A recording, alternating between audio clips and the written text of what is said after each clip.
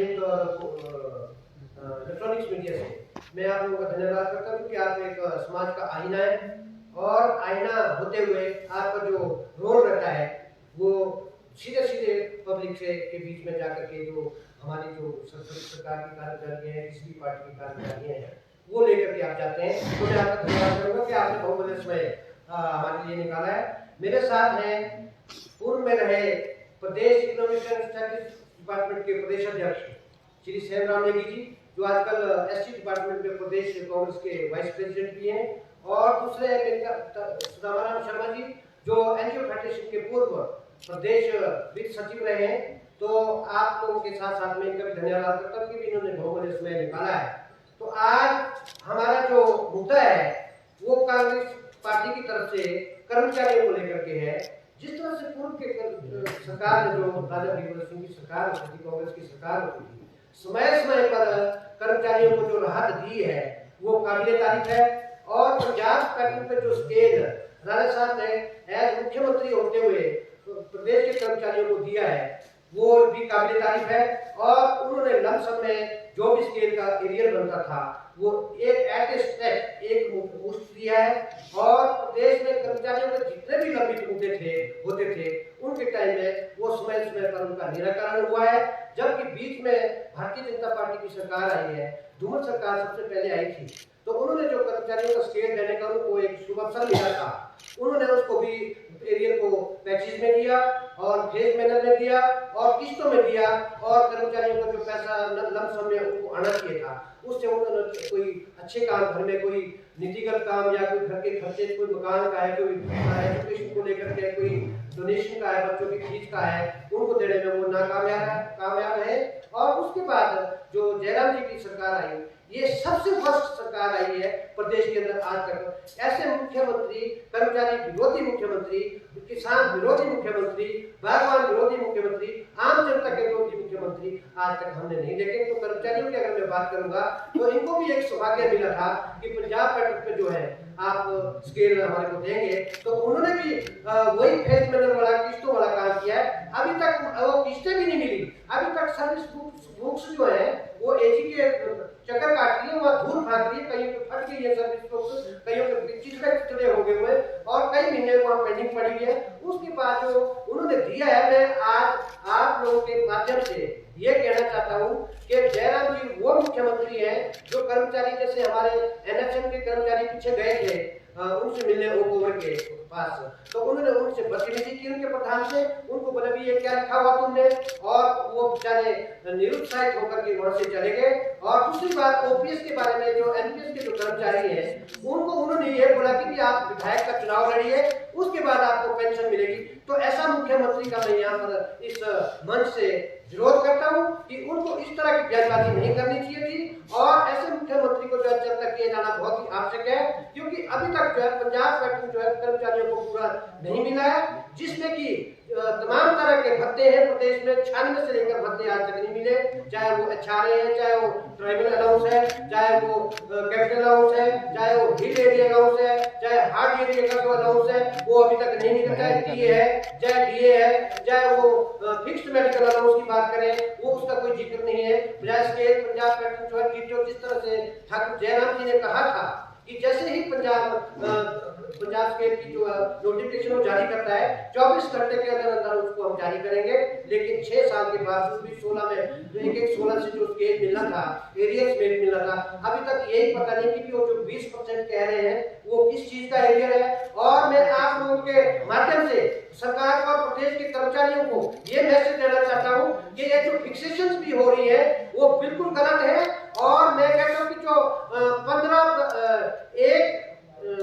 31/12/15 को जो लास्ट पे ग्रांट होती है बेसिक, उसके हिसाब से फिक्सेशन होनी चाहिए थी। जबकि इन्होंने क्या किया, 2012 की जो फिक्सेशन है वो उठा के कर्मचारियों की फिक्सेशन शुरू करी। मैं चैलेंज करता हूँ इस फिक्सेशन को कि ये लोगों की जो कर्मचारियों की जो फिक्सेशन है वो बिल्कुल गलत हुई है, जबकि 31/12/15 की जो लास्ट ग्रांट जो बेसिक पे है उसके साथ से होनी चाहिए थी और उसमें काफी एरिया भी बनना था और इन्होंने प्रदेश के कर्मचारियों को गुमराह करके तार पीड़ो करके और उनको पूरा इंसेंटिव ना दे करके एक छाछ दोहराया जयराम ठाकुर ने।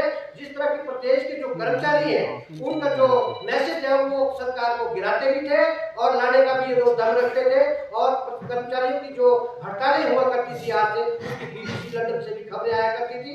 तो आज मैं ये कहूंगा उसी तरह से OPS का जिस तरह से कांग्रेस पार्टी ने अपने गारंटी के रूप में देने का जो वादा किया है वो एक अपने आप में काबिले तारीफ है। उसके बाद जो आउटसोर्स की जो नीति, आउटसोर्स के जो 40,000 के करीब कर्मचारी है प्रदेश के अंदर, उसको लेकर भी प्रदेश सरकार ने आज तक कोई पॉलिसी नहीं बनाई।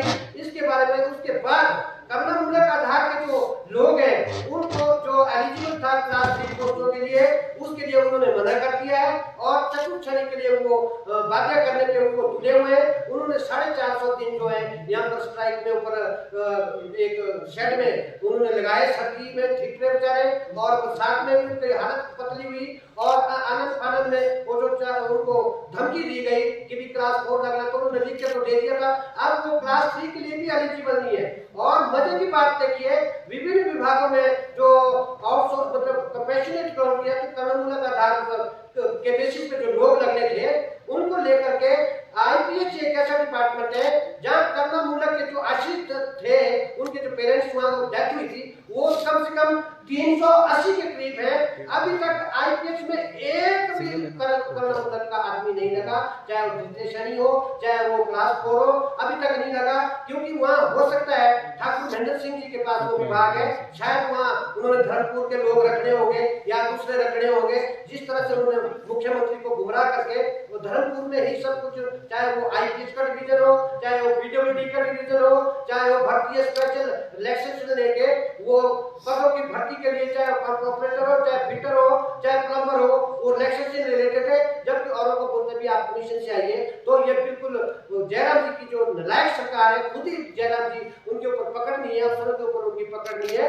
तो मैं आप लोगों के चैनल के माध्यम से आप लोगों के बुद्धिजीवी वर्ग के माध्यम से मैं जयराम जी को ये कहूंगा कि आने वाले दिनों में प्रदेश का जो कर्मचारी है उसके साथ आप अगर कुछ राहत की सांस लेना आप चाहते हैं तो पूर्णतः जो 31/12/15 की जो फिक्सेशन है जो होनी है उसको करें और लमसम में हमें एरिया चाहिए और तमाम।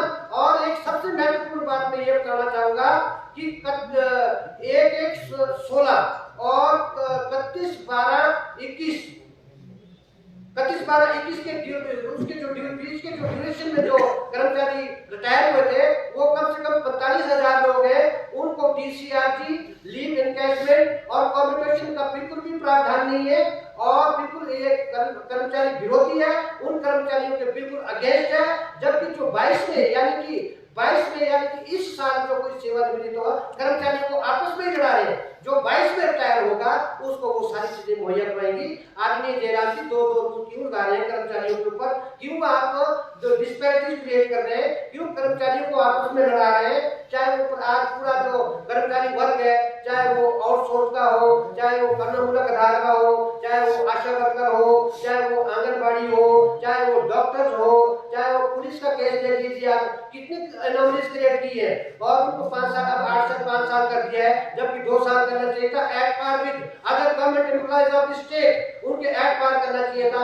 और दूसरे इन्होंने जिस तरह से उनके साथ मतभेद किया है उनके साथ एनोमलीज क्रिएट हुआ है और पूरा का पूरा जो स्केल है पे स्केल है वो एनोमली में फंसा है, चाहे वो 414 को लेकर के फंसा है चाहे ग्रेड पे को लेकर के फंसा हुआ है। और उस वजह से जो एनोमलीज क्रिएट हुई है यहाँ तक कि जो जूनियर आदमी है वो सीनियर से ज्यादा तनख्वाह ले रहा है। तो ऐसी सरकार मैंने पहली मरतबा प्रदेश में देखी है। तो मैं ये चाहूंगा कि इन तमाम चीजों को लेकर के ये कांग्रेस बिल्कुल इसके ऊपर काम कर रही है और OPS का मुद्दा रख दिया हुआ है। दूसरी और जो पेंडिंग ड्यूज है वो कांग्रेस की लायबिलिटी बन जाएगी कब अगर जयराम जी समय रहते नहीं देंगे।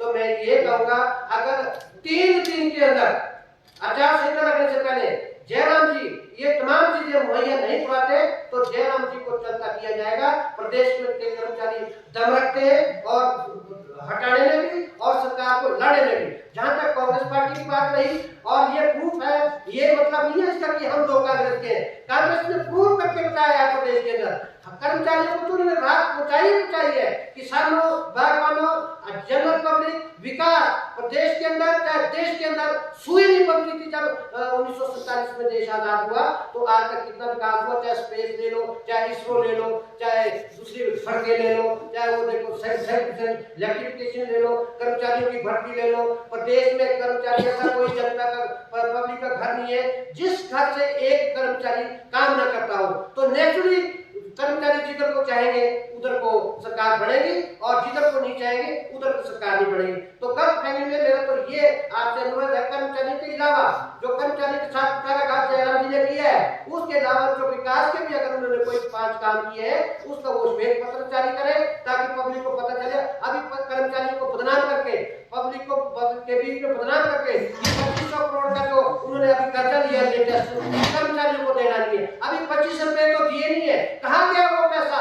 उसकी जांच होनी चाहिए, कहां डाला? और इतने लाखों रुपए के होर्डिंग और पब्लिक रिलेशन डिपार्टमेंट के माध्यम से करोड़ों रुपए के होर्डिंग मान रोड पे या दूसरी जगह पे लग रहे हैं, तो वो पैसा कहां से आया? तो इस तरह से ये जो पूर्ण अपना जो कांग्रेस बीजेपी की जो पार्टी है, सरकारी खर्चे पे अपना जो प्रोपेगेंडा है या पार्टी की जो रैलियां हैं, पार्टी की जो कन्वेंसिंग है वो कर रहे हैं और इसका हम विरोध करते हैं। इसका हिसाब पब्लिक मांगेगी और कर्मचारी से मेरा ये अनुरोध है, राइट को राइट कहें, सही और गलत को गलत कहें। अगर आपका और हमारा भला किसी सरकार ने, किसी पार्टी ने किया है तो उसके फेवर में हम जाने को तैयार है और जिसने विरोध किया है उसके अगेंस्ट हम सलाम जाने को तैयार है। इसमें कोई दो राय नहीं है, कोई 3-5 की कोई बात नहीं है। आज मैं ये कहना चाहूंगा कि प्रदेश के जो कर्मचारी हैं वो आज प्रताड़ित है और दूसरी तरफ हजारों के हिसाब से प्रदेश में कर्मचारी को स्थानांतरित किया गया है। कुछ ऐसे लोग हैं जो स्टेज आते हैं, फिर स्टेज सरकार गेट करवाती है और फिर गेट करवा के फिर ट्रांसफर करवाती है सरकार। और इसकी भी मैं जांच करूंगा, खासकर शिक्षा विभाग का ये मुद्दा है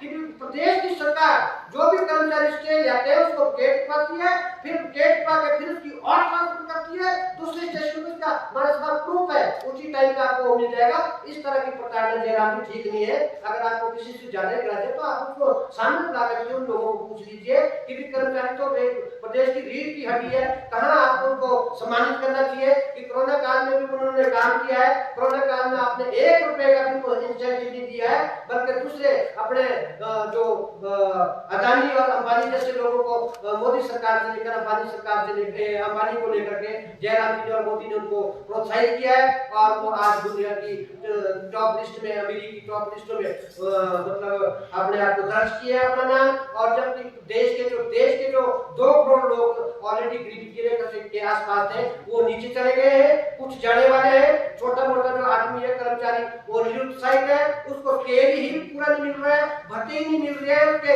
इंसेंटिव भी पूरे नहीं हो रहे। तो किस बात का आप गर्व करते हैं ठाकुर जयराम जी, जो आजकल रैलियों में आप बोलते फिरते हैं? ग्राउंड में काम किया हुआ है तो आप बताइए, नहीं किया तो ये फजूल की बयानबाजी करने में विश्वास मत रखिए। आप सीधी सीधी बात करिए, माफी मांगिए कि साथियों प्रदेश की मेरी प्यारी जनता से मेरा निवेदन है कि मेरे से काम कुछ नहीं हुए, तो जिसने सत्ता संभाली उस पर